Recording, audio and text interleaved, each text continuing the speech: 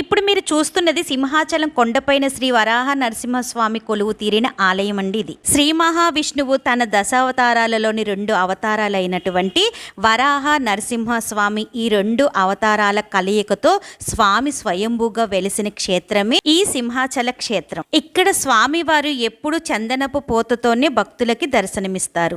సంవత్సరానికి ఒక్కరోజు మాత్రమే స్వామివారి నిజరూప దర్శనం భక్తులకి కలుగుతుంది. ఆ రోజు స్వామివారిని దర్శించుకోవడానికి వివిధ ప్రాంతాల నుంచి చాలా మంది భక్తులు వస్తారు. ఆ రోజే స్వామివారికి బ్రహ్మోత్సవాలు చేస్తారు. అంతేకాకుండా ఎంతో మంది భక్తులు స్వామివారి కొండ చుట్టూరా తిరుగుతూ గిరి ప్రదక్షిణలు కూడా చేస్తారు. ఈ సింహగిరి పైన స్వామివారి ఎలా వెలిసారో చెప్తూ ఇక్కడ స్వామివారి ఎప్పుడు చందనపు పోతల్లోనే ఎందుకుంటారో వివరిస్తూ స్వామివారికి చందన సమర్పణ ఎన్నిసార్లు జరుగుతుంది, స్వామివారికి పోసే చందనాన్ని ఎక్కడి నుండి తీసుకొని వస్తారు, అవన్నీ కూడా వివరిస్తూ ఫుల్ వీడియో చేశానండి. కామెంట్లో లింక్ ఇస్తాను, తప్పకుండా చూడండి.